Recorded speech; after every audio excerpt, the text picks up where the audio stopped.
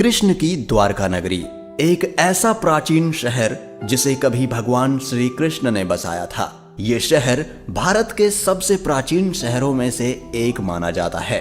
इतिहासकारों के अनुसार द्वारका नगरी 9000 वर्ष पुराना प्राचीन शहर है, जिसके अवशेष समुद्र की गहराई में आज भी मौजूद हैं। आखिर उस समय अचानक ऐसा क्या हुआ कि यह पूरी नगरी जलमग्न हो गई।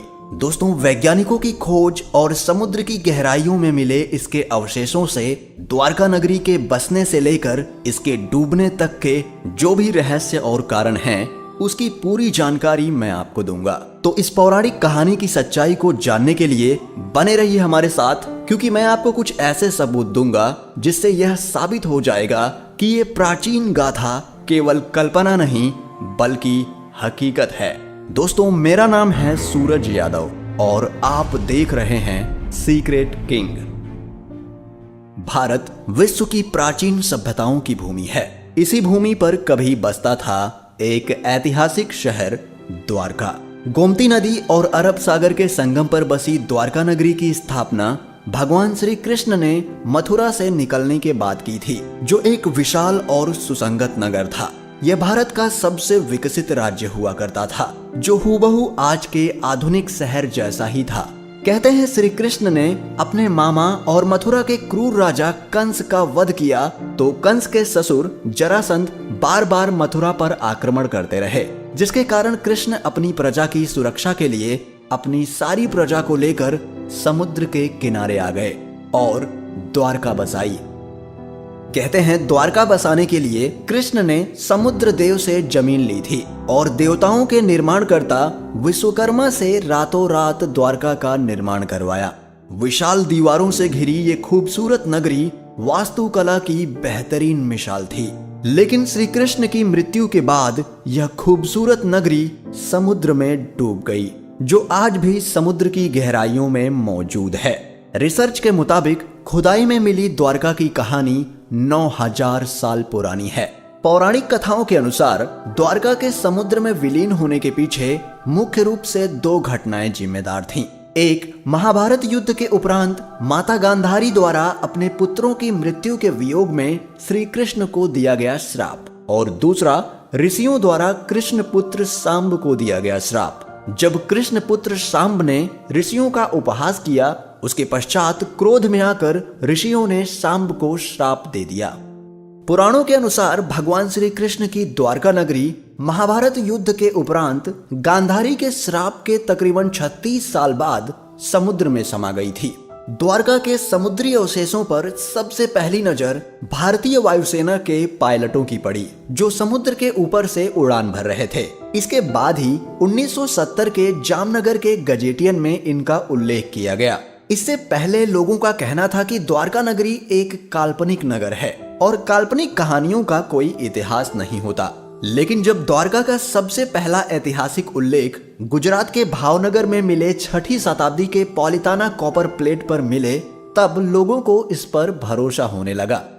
इसके पश्चात सन 1979 में आर्कियोलॉजिस्ट डॉक्टर SR राव और उनकी टीम तथ्य के प्रमाण ढूंढने लगे। What actually prompted me to undertake onshore and offshore excavation at Dwarka is the controversy that was raging about the date and historicity of Mahabharata. खोज की शुरुआत हुई द्वारका में मिले 9वीं सदी के एक विश्व मंदिर के अवशेषों से। खोज बढ़ते बढ़ते अरब सागर के अंदर तक पहुंच गई।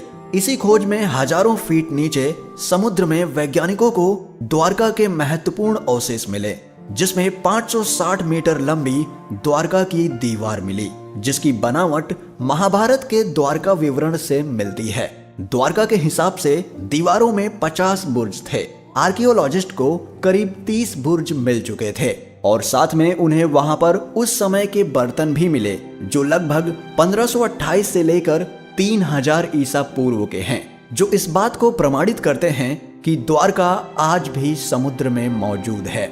कई द्वारों का शहर होने के कारण इस नगरी का नाम द्वारका पड़ा। इस शहर के चारों ओर बहुत ही लंबी लंबी दीवारें थी, जिसमें कई दरवाजे थे। वो दीवारें आज भी समुद्र के तल में स्थित हैं। द्वारका को भारत के सबसे प्राचीन नगरों में से एक माना जाता है द्वारका को द्वारावती, कुशस्थली, अनर्तक, ओखामंडल, गोमती द्वारका, चक्रतीर्थ, वारीदुर्ग और अंतरद्वीप के नाम से भी जाना जाता है।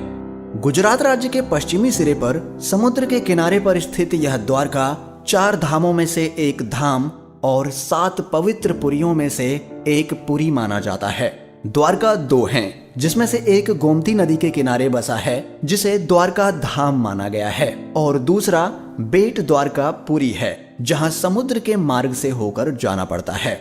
भारतीय समुद्र वैज्ञानिकों का कहना है कि देश के पश्चिमी तट पर मिले पुरातात्विक अवशेष 9000 साल से भी अधिक पुराने हो सकते हैं। 2005 में भारतीय पुरातत्व सर्वेक्षण द्वारा द्वारका नगरी की खोज फिर से आरंभ की गई। भगवान श्री कृष्ण की द्वारका नगरी से जुड़े दावों और अनुमानों के वैज्ञानिक कसौटी पर कसे जाने का समय अब एकदम नजदीक आ गया, क्योंकि सन 2007 में भारतीय पुरातत्व सर्वेक्षण के निर्देशन में भारतीय नौसेना के गोताखोर समुद्र में समाई द्वारका नगरी के अवशेषों के नमूनों को सफलतापूर्वक निकाल लाए थे।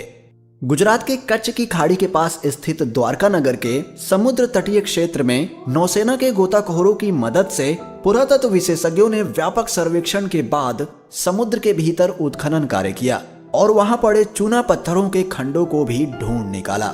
नौसेना के साथ मिलकर चलाए गए इस तीसरे अभियान के शुरुआती नतीजों की जानकारी देते हुए भारतीय पुरातत्व सर्वेक्षण के समुद्री पुरातत्व विशेषज्ञों ने बताया कि इन दुर्लभ नमूनों को देश में ही नहीं बल्कि विदेशों की प्रयोगशालाओं को भी भेजा गया था, और वहां से मिली जानकारी और कार्बन डेटिंग शोध के मुताबिक यह नमूने 9500 साल पुराने हैं।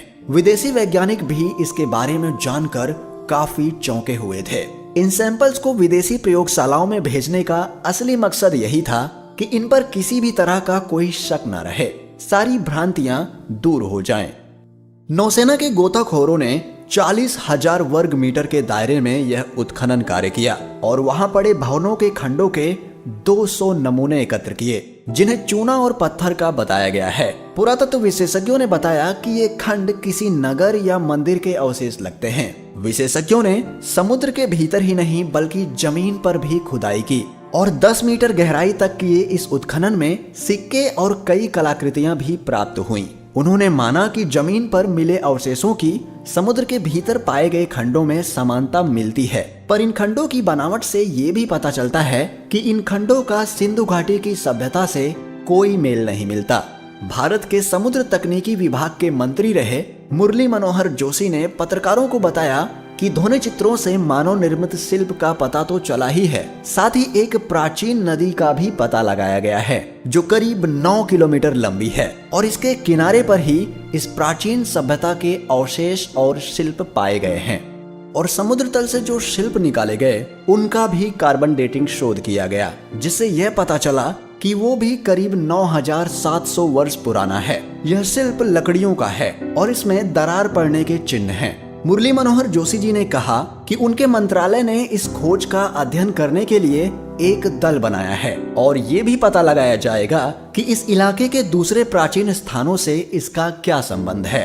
पुराणों और धर्म ग्रंथों में वर्णित प्राचीन द्वारका नगरी और उसके समुद्र में समा जाने से जुड़े रहस्यों का पता लगाने का काम पिछले कई वर्षों से रुका पड़ा था। भारतीय पुरातत्व सर्वेक्षण के निर्देशक AK सिन्हा ने कहा कि पानी में खोज के कार्य के लिए बड़े आधारभूत संरचना की जरूरत है। प्राचीन द्वारका नगरी की खोज जैसी बड़ी परियोजना के लिए समुद्र में प्लेटफॉर्म और काफी संख्या में प्रशिक्षित गोताखोरों की जरूरत होती है जो पानी में गहराई तक जा सके।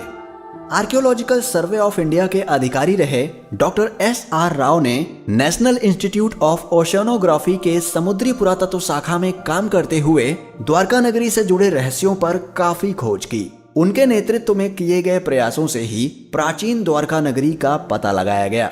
द्वारका नगरी के समुद्र में समा जाने के रहस्य के बारे में पूछे जाने पर AK सिन्हा ने कहा कि द्वारका नगरी का एक बड़ा हिस्सा समुद्र में डूब गया था, लेकिन इसके कारण के बारे में प्रमाण के साथ कुछ भी नहीं कहा जा सकता। द्वारका नगरी के नष्ट होने के मत पर कई सवाल उठते हैं, जैसे कोई कहता है कि यह किसी प्राकृतिक घटना का काम हो सकता है, तो किसी का कहना है कि इसे एलियंस ने नष्ट कर दिया होगा।